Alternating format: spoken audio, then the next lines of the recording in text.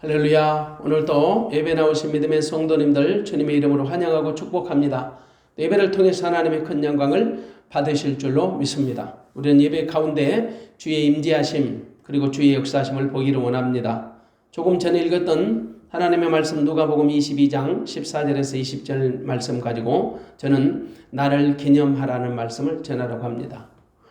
오늘은 종료주일입니다. 그리고 이번 주 한 주간은 고난주간입니다.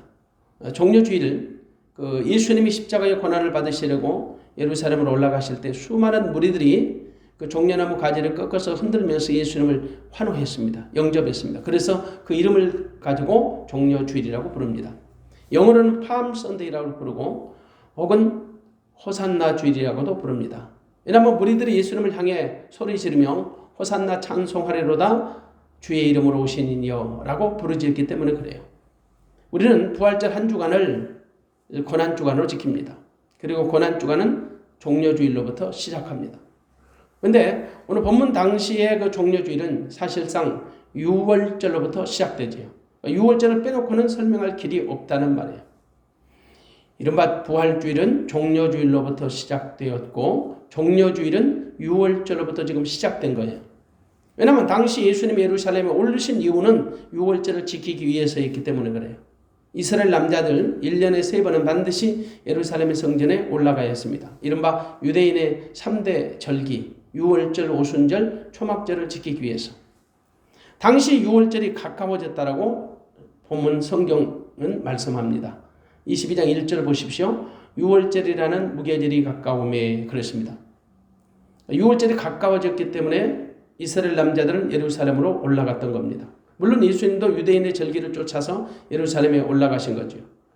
그동안에 예수님은 해마다 유월절을 지키기 위해서 예루살렘에 오르셨지만은 특별히 이번 유월절에 그 예루살렘에 올라가시는 예수님의 그 감정은 다른 해와는 전혀 달랐을 겁니다. 이번 유월절은 예수님이 십자가에서 해를 당하시는 그런 유월절이 되기 때문에 그래요. 예수님은 세상 죄를 지고 하나님의 어린 양으로 오셨습니다. 그리고 하나님이 그 어린 양 대신 예수를 십자가에 잡으시는 날이 이번 유월절인 것을 예수님은 분명히 알고 계셨기 때문에 그래요. 그러므로 유월절이 가까웠다는 그 1절의 표현은 사실상 예수님의 죽음이 임박했다는 것을 알려주는 말씀이에요. 예수님은 자신이 십자가에서 해를 당할 것을 아셨음에도 불구하고 그는 하나님의 섭리에 순종하기에 예루살렘으로 올라가셨던 겁니다.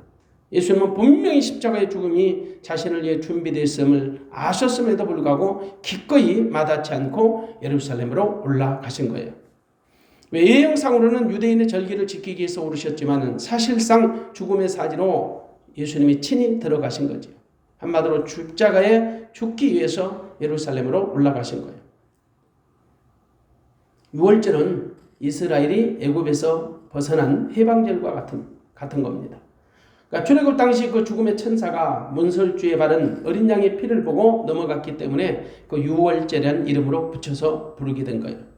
하나님의 은혜로 이스라엘은 어린 양의 피로 죽음을 모면했지만 그 어린 양의 피를 바르지 않았던 유대인들의 그 초태생은 모두 다 죽임을 당했던 거예요. 그래서 유월절은 이스라엘에게는 구원의 절기와 같지만 애굽 사람들에게는 심판의 절기와 같은 겁니다. 그래서 이스라엘은 해마다 유대력으로 니산월 14일 저녁에 그 준비했던 1년 된 흠없는 어린 양을 잡습니다. 그리고 어린 양의 고기와 함께 쓴 나물과 무교병을 먹으며 유월절을 지켜왔던 거예요. 그러므로 유월절은 사단과 그 죄의 속박에서 자기 백성들을 해방시키시고 구원하신 날이에요. 그래서 유대인들은 유월절을 중요하게 생각하고 그 절기를 지켜왔던 겁니다. 예수님도 유월절을 지키기에 그 유대인의 관습을 쫓아서 제자들과 함께 성전이 있는 예루살렘에 올라가신 거죠. 주님도 해마다 유대인의 전통을 따라 유월절을 지키셨어요. 주님은 결코 하나님의 질서를 무시하거나 파괴하지 아니하셨습니다.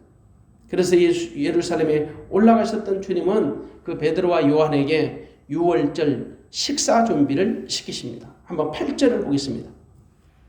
예수께서 베드로와 요한을 보내시며 가라사대 가서 우리를 위하여 유월절을 예비하여 우리로 먹게 하라.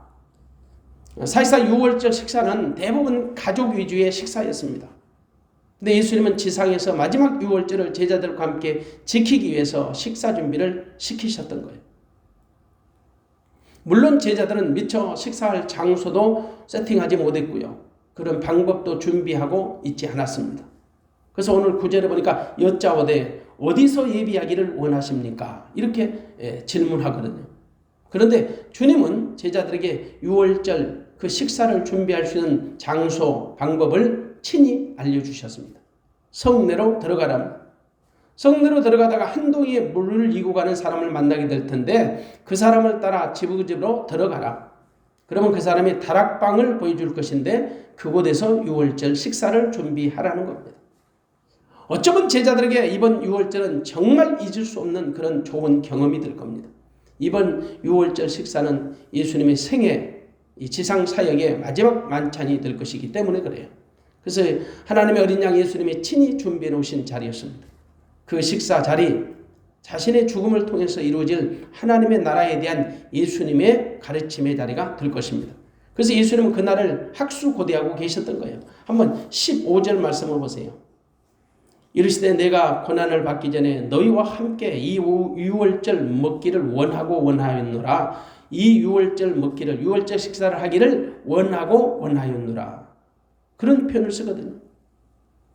그 식사 자리는 바로 하나님의 나라를 이루는 새 가족들의 모임이고 새 가족들을 위한 잔치가 될 것입니다. 오늘 본문 말씀, 예수님의 고난주간 사역 가운데 목요일에 있었던 행적입니다. 예수님은 지상 사역을 마무리하시면서 제자들과 함께 마지막 만찬을 준비하신 거예요. 드디어 유월절 식탁이 준비되어 있습니다. 예수님은 제자들과 함께 식사를 나누기 위해서 자리에 앉으셨습니다. 만찬이라고 해가지고 거창한 음식으로 준비된 그런 성대한 자리는 아니었습니다. 너무나도 조촐한 그 식탁의 자리였어요. 하지만 그 만찬의 자리는 더할 수 없이 소중한 자리였던 거죠. 그 자리는 성찬을 제정하시는 자리예요. 새 언약을 공포하시는 자리였기 때문에 그래요. 예수님이 이 땅에 오신 목적은 제자들에게 다시 한번 각인시켜주는 자리였던 거예요. 예수님은 인간의 옷을 입고 이 땅에 오셨습니다. 어쩌면 오늘을 위해 예수님은 성육신 하신 겁니다. 예수님은 십자가를 지시기에 오신 분이시기 때문에 그래요.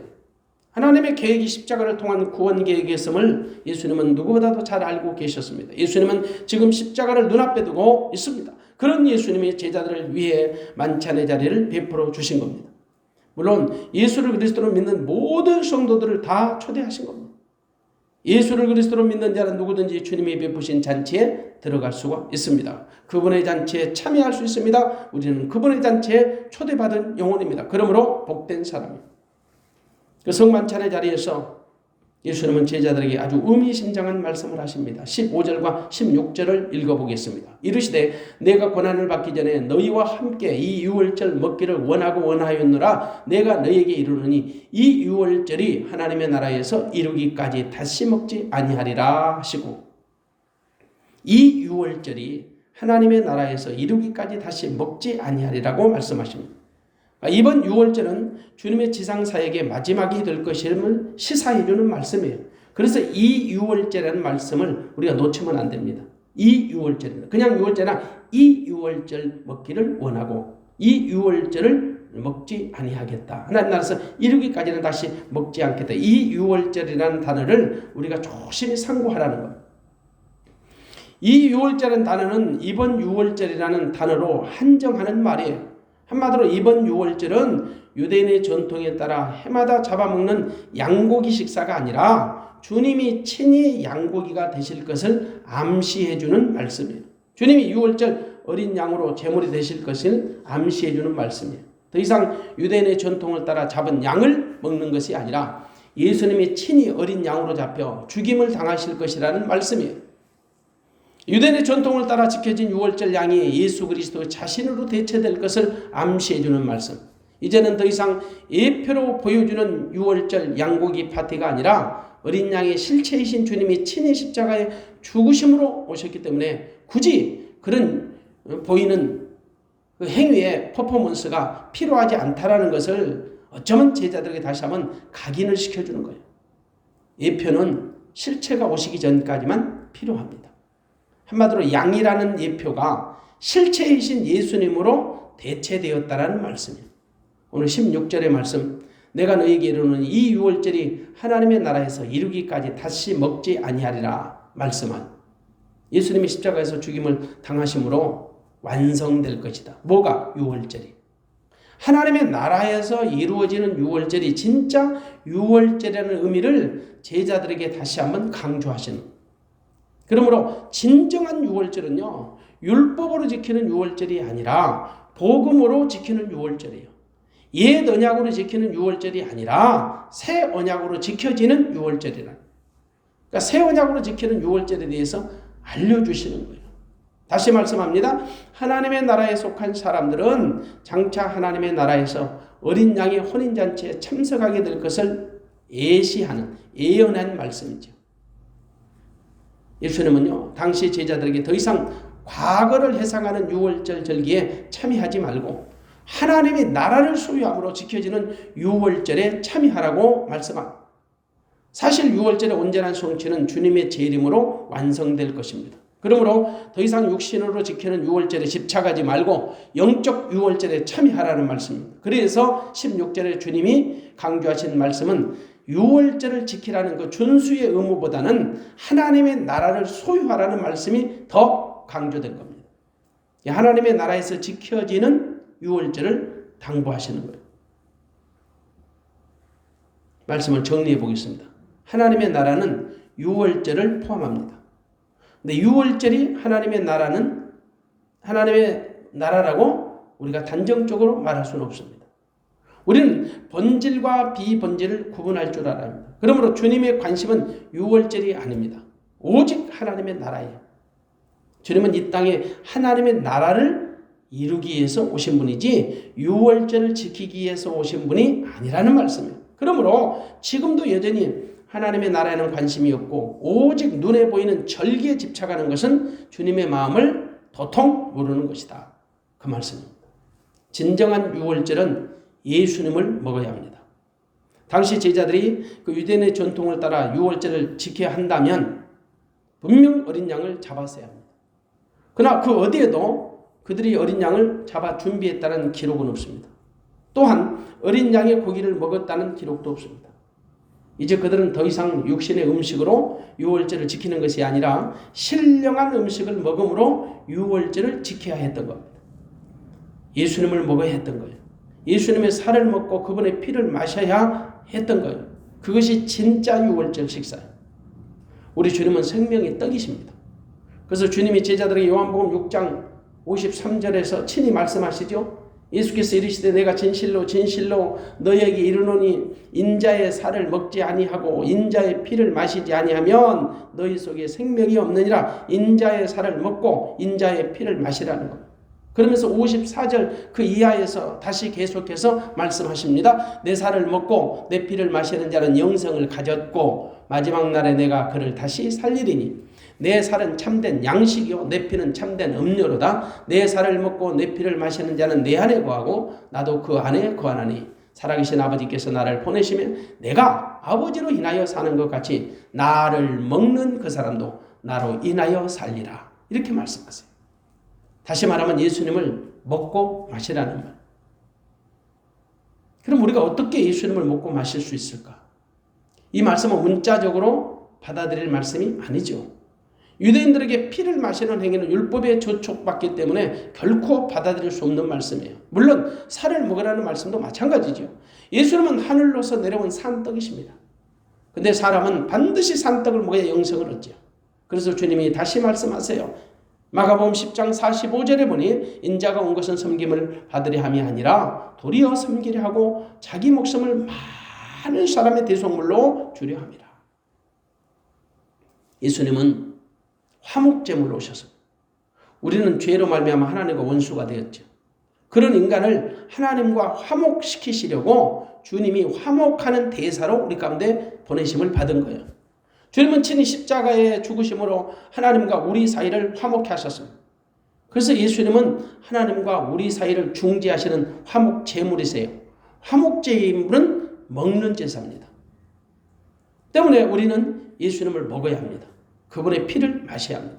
그렇지 않으면 우리는 주님과 전혀 상관없습니다. 반드시 거듭난 사람이라면 예수님을 먹고 예수님의 피를 마셔야 해요. 영적인 의미에서 예수님을 먹고 마신다는 것은 예수님을 우리의 신앙의 대상으로 받아들이는 일체의 행위를 말하는 거예요. 살과 피는요, 그리스도 대속의 죽음을 상징합니다. 또 그것을 먹고 마신다는 것은 믿음으로 그리스도와 신비로운 연합을 이루는 것을 의미합니다.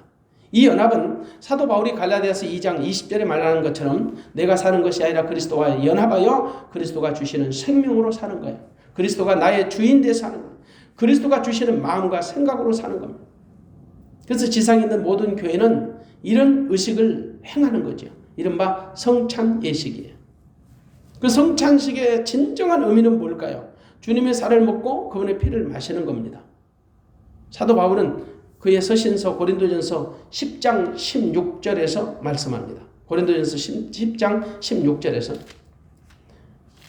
우리가 축복하는 바 축복이지 않은 그리스도의 피에 참여함이 아니며 우리가 떼는 떡은 그리스도의 몸에 참여함이 아니냐라고 반문합니다. 한마디로 주님과 우리는 한 몸이라는 말이고 주님과 우리는 한 떡이라는 말이에요. 그러므로 교회는 주님이 이를 기념하라는 명령에 따라 합법적으로 이 예식을 행하는 겁니다. 기념하는 겁니다. 주님은 제자들에게 하나님의 나라에 합당한 유월절을 지키라고 지금 당부하고 계세요. 그것은 예수님을 먹는 겁니다. 예수님이 세상죄를 지고한 하나님의 어린 양이시기 때문에 그분은 유월절 어린 양으로 오신 분이십니다. 그러므로 더 이상 육신의 음식으로 양고기를 먹지 말고 생명의 떡이신 주님을 먹고 마셔야 하는 거죠. 그것이 진짜 유월절이에요. 단순히 유월절 의식에 붙잡히지 말고 유월절의 본질이신 주님의 생명에 동참하는 믿음을 가지라는 말씀이에요. 그분의 생명 안에서 유월절을 지키라는 말씀입니다. 우리가 유월절을 지킨다고 해서 모두가 다 하나님의 나라에 속한 자가 되는 것은 아닙니다.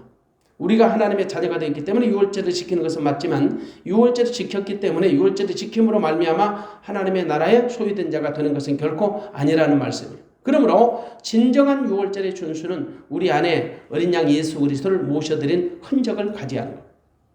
예수님을 먹은 흔적, 그분의 피를 마신 흔적을 가지고 있어야 한다. 우리 안에 주님의 생명이 있느냐는 것이지 우리 안에 정말 주님과 신비로운 연합이 되어 있는가, 그것이 바로 흔적이 되어야 한다는 거예요. 유월절은 세상에서 우리가 빠져나온 날이기도 하지만 사실상 우리 앞에 펼쳐진 광야 시대가 이제는 기다리고 있습니다. 과거 이스라엘이 경험한 것처럼 애굽에서 나왔을지라도 여전히 가나안이라는 약속의 땅으로 들어가지 못한 채로 광야에서 죽었던 것을 상기하십시오. 반드시 광야를 거쳐야 가나안으로 들어갈 수 있습니다. 하지만 광야를 통과하는 사람은 애굽에서 탈출했던 그 유월절의 그 감격을 결코 잊어서는 안 돼요. 반드시 그날을 기억하고 감사함으로 지켜야 합니다.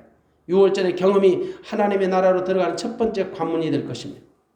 유월절을 경험하지 못하면 하나님의 나라에 들어갈 수 없어요.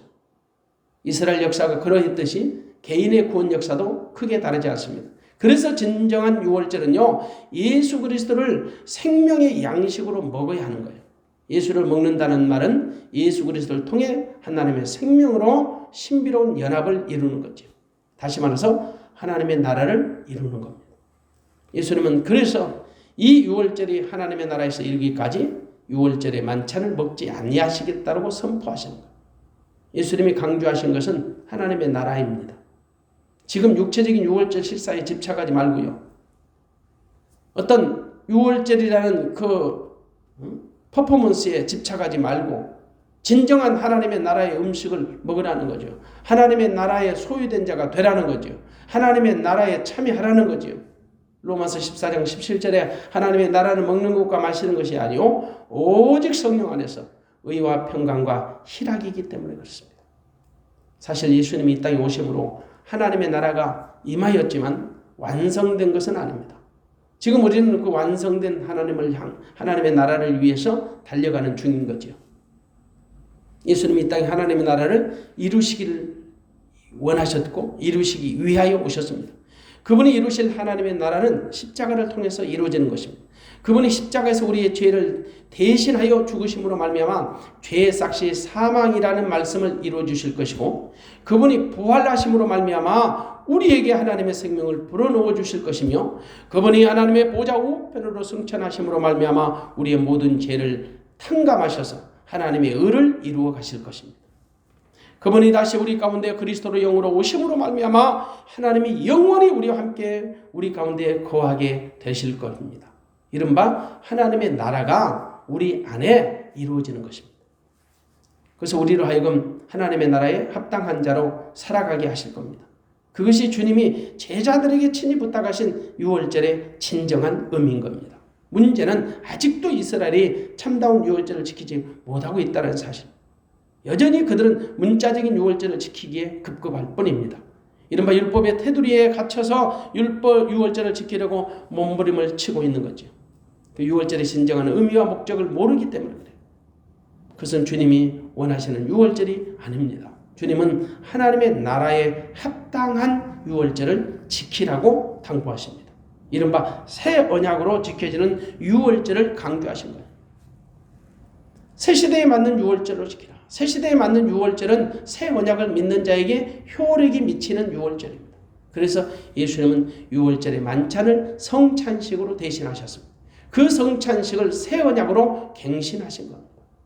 20절의 말씀을 보겠습니다. 오늘 20절의 말씀 보면 저녁 먹은 후에 잔도 이와 같이 하여 가라사대 이 잔은 내 피로 세우는 새 언약이니 곧 너희를 위하여 붓는 것이라. 새 언약이라는 말씀을 하세요. 물론 새 언약이라는 단어는 사실상 복음서에는 처음 등장합니다. 물론 바울서신서에는 몇 번 나와요. 고린도전서 11장 25절, 고린도후서 3장 6절, 히브리서 8장 8절, 9장 15절, 12장 24절 몇 가지 몇 군데서 나오지요. 그런데 예수님은 제자들에게 이를 행하여 나를 기념하라고 말씀하세요. 19절 보세요. 또 떡을 가져 살해하시고 떼어 저에게 주시며 가라사대 이것은 너희를 위하여 주는 내 몸이라. 너희가 이를 행하여 나를 기념하라 하시고 나를 기념하라. 이른바 성만찬을 제정하신 주님이 나를 기념하라. 그것으로 교회가 기념하라는 겁니다. 특별히 고린도전서 11장 23절에 보면 바울은 주의 만찬에 대해서 가르치실 때 이렇게 말하죠. 주 예수께서 잡히시던 밤에 떡을 가지사 축사하시고 떼어 이르시되 이것은 너희를 위하는 내 몸이니 이것을 행하여 나를 기념하라 하시고 식후에 또한 그와 같이 잔을 가지시고 이르시되 이 잔은 내 피로 세운 새 언약이니 이것을 행하여 마실 때마다 나를 기념하라. 새 언약을 기념하라. 한마디로 주님이 당하실 고난의 잔은 피 흘리시는 잔이에요. 피 흘리시는 그 고난의 잔. 그 피 흘리심은 새 언약을 이루시는 방식이에요. 그러므로 진정한 유월절은요. 주님을 우리가 먹고 마시며 누리는 것입니다. 데살로니가서 5장 10절의 말씀 보니 예수께서 우리를 위하여 죽으사 우리로 하여금 깨어있든지 자든지 자기와 함께 살게 하려 하셨느니라. 그렇게 말씀하세요. 이것이 바로 주님이 이 땅에 오신 궁극적인 목적이에요. 주님은 우리와 함께 살려고 오셨어요. 예수님이 우리 심령에 오셔서 우리와 함께 살기 위해서는 반드시 우리 모든 죄를 대속하셔야 합니다. 그래서 우리 죄를 대신하여 십자가에 죽으시고 부활 승천하여서 하나님의 보좌 우편에서 우리의 모든 죄를 영원히 탕감하신 겁니다. 그리고 그 예수님이 왕권을 가지시고 오순절 마가의 다락방에 성령과 함께 영으로 그리스도로 다시 오신 거예요. 그 예수가 나를 성전 삼고 내 속에 왕으로 주인으로 전부로 들어오셔서 하나님의 생명으로 나를 거듭나게 하여 예수님과 한 생명 되고 예수님은 머리가 되고 나는 그분의 몸이 되어서 예수님이 주는 마음에서 그 예수님의 음성을 듣고 살게 해 주시겠다는 약속이 새 언약이에요. 그 새 언약이 바로 복음인 거예요. 한마디로 주님은요. 새 언약의 중보자로 우리 가운데 오신 분이세요. 그리고 우리를 새 언약의 일꾼 되어 살게 해 주신다고 약속하신 분이에요. 유월절 하나님의 나라에서 이르기까지 다시 먹지 아니하겠다고 말씀하신 주님은 또 다시 말씀을 이어가십니다. 하나님의 나라가 임할 때까지 포도나무에서 난 것을 마시지 아니하시겠다는 말씀이에요. 18절입니다. 내가 내게 이르노니 내가 이제부터 하나님의 나라가 임할 때까지 포도나무에서 난 것을 다시 마시지 아니하리라. 하나님의 나라가 임할 때까지 포도나무에서 난 것을 마시지 아니하시겠다라고 말씀하시죠. 여러분, 예수님의 관심은요, 오직 하나님의 나라에 있었던 거예요. 근데 우리의 관심은 뭘까요? 우리의 관심은 무엇을 먹을까, 입을까, 마실까에 대한 염려지요. 주님의 관심과 우리의 관심사는 현저하게 달라요. 주님의 관심이 하늘에 속한 것이라면 우리의 관심은 땅에 속한 것들이었던 거죠. 그래서 지금 주님은 제자들에게 당신의 관심사를 다시 한번 각인을 시켜주는 거예요. 다시 말해서 제자들의 관심사를 환기를 시켜주는 겁니다. 제자들에게 하나님의 나라에 대한 관심을 가지라는 말이에요. 하나님의 나라에 합당한 의식을 갖고 살라는 거예요. 그러므로 그리스도인은요, 세상 것을 얻으려고 하나님 것을 무너뜨리면 안 돼요. 이른바 육신의 정욕과 안목의 정욕과 이성의 자랑으로 그 함몰되어서 살다가 정말 하나님의 나라의 모든 것을 잃어버리면 안 된다는 거예요. 그럼 우리가 어떻게 살아야 할까요? 로마서 12장 2절 말씀처럼 살면 돼요. 너는 이 세대를 본받지 말고 오직 마음을 새롭게 함으로 변화를 받아 하나님의 선하시고 기뻐하시고 온전하신 뜻이 무엇인지 분별하도록 하라. 다시 말해 새 시대에 맞는 새 사람으로 살라는 겁니다. 새 사람은요, 새 언약을 믿고 사는 사람이에요.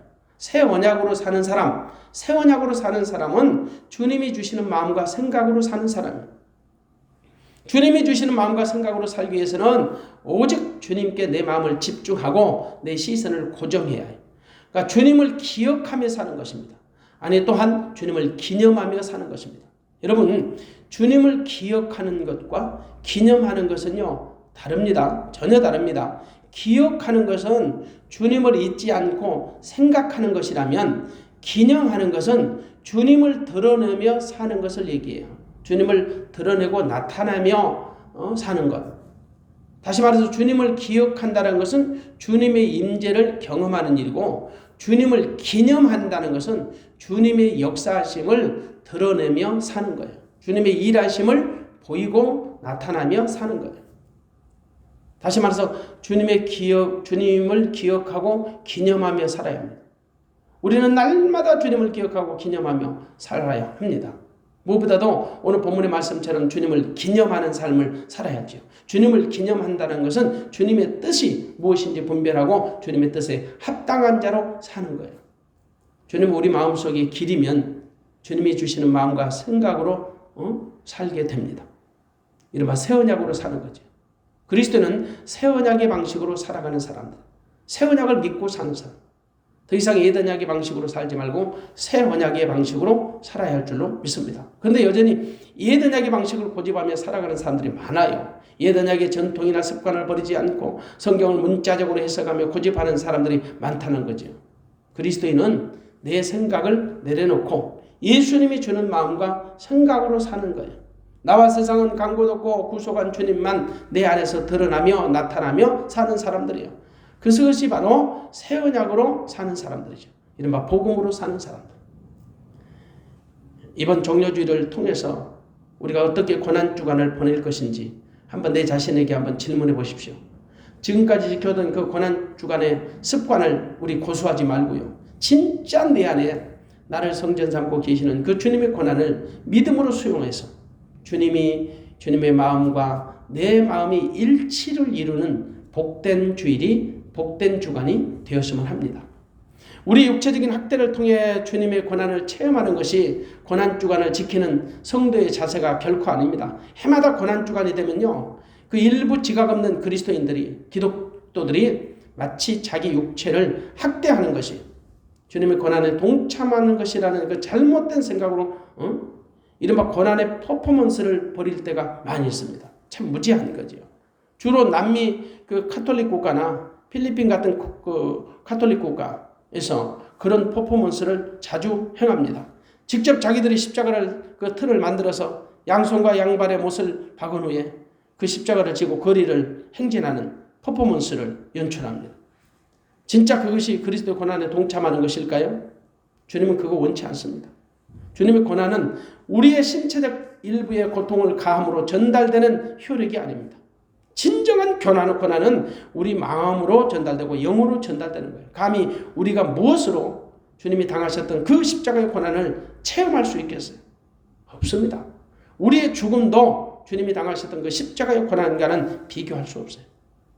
만일 육체적인 고통으로 주님의 고난을 대신 느껴버리는 것은 주님의 고난에 무지하기 때문에 그렇습니다. 주님의 고난은 십자가를 통한 육체적인 고난이 전부가 아니에요. 진짜 주님의 고난 당하심은 하나님의 아들이 사람의 옷을 입고 이 땅에 오신 거예요. 하나님이 이 땅에 사람의 육체를 입고 이 땅에 오시는 것이 진짜 예수님의 고난이에요. 그리고 또한 죄 없는 주님이 죄인들의 손에 의해서 죽임을 당하셨던 그 수치, 그것이 예수님의 그 고난입니다. 감히 우리가 주님의 고난을 말로 어떻게 표현하겠어요?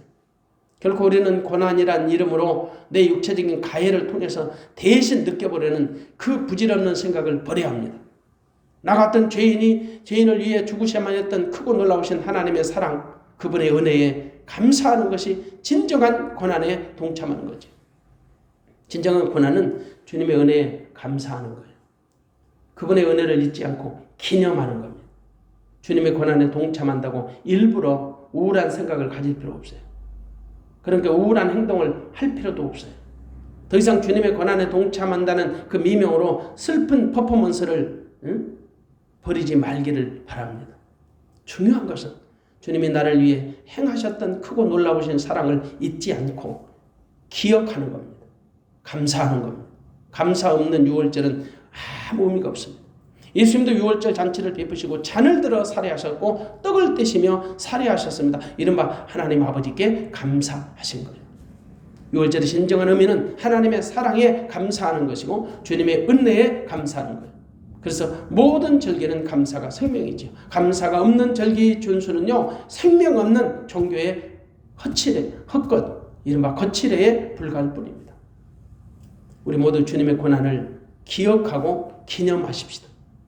그건 주님이 우리에게 성만장을 제정하시고 기념하라고 명하시기 때문이에요. 이른바 주님이 교회의 머리 되심을 선포하고 교회가 주님의 거룩한 몸이 되심을 선포하는 말씀이죠. 그래서 교회는 성찬 예식을 통해서 주님을 기념하는 것입니다. 주님은 새 언약의 중보자로 오신 유월절의 어린 양이십니다. 그리고 유월절은 주님을 통해서 완성된 것입니다. 그러므로 교회는 주님 오실 때까지 그분을 기억하고 기념해야 합니다. 이것이 바로 진정한 고난주간의 유월절이 될 것입니다. 오늘은 종려주일입니다. 그저 단순하게 해마다 지키는 그 고난주간을 시작하는 그런 주일이 아니라 진정으로 주님의 고난을 깊이 묵상하고 우리 마음판에 새기어서 그리스도와 함께하는, 정말 그리스도 안에서 주어지는 명실공히 주님의 기쁨되는 고난주간이 되어지시기를 주님의 이름으로 축원합니다. 내 안에 그리스도가 없는 고난은 고난이 아니거든요. 내 안에 그리스도가 없는데 어떻게 내가 그리스도의 고난을 우리가 고난에 참여할 수 있겠어요? 그것은 그냥 자기 육체적인 고통과 그 자랑에 불과할 뿐입니다. 더 이상 부질없이 육체적인 그 가해를 통해서 잠깐 동안 예수님의 고난에 동참했다는 마음의 안위를 버리고 진정한 예수님이 이 땅에 나를 위해서 고난당하셨던 것을 우리가 마음판에 새겨서 진정한 주님의 고난에 동참하는 믿음의 성도 되시기를 주님의 이름으로 축복합니다. 종려주일보다 더 중요한 게 있습니다. 예수님입니다. 고난주간보다 고난절보다 더 중요한 게 있습니다. 예수 그리스도입니다. 그 예수님이 내 안에 나와 함께 계십니다. 할렐루야. 이번 고난주간은 정말 우리 주님이 기억하는, 정말 우리 주님께서 기뻐하시는 그런 고난절이 되었으면 합니다. 믿음으로 한 주간 경건하게 정말 주님만 깊이 있게 묵상하며 주님의 뜻이 무엇인지 분별하여 주의 마음으로 되어지는, 주의 마음으로 행하는 복된 고난주간이 되시기를 주님의 이름으로 축원합니다. 기도하겠습니다.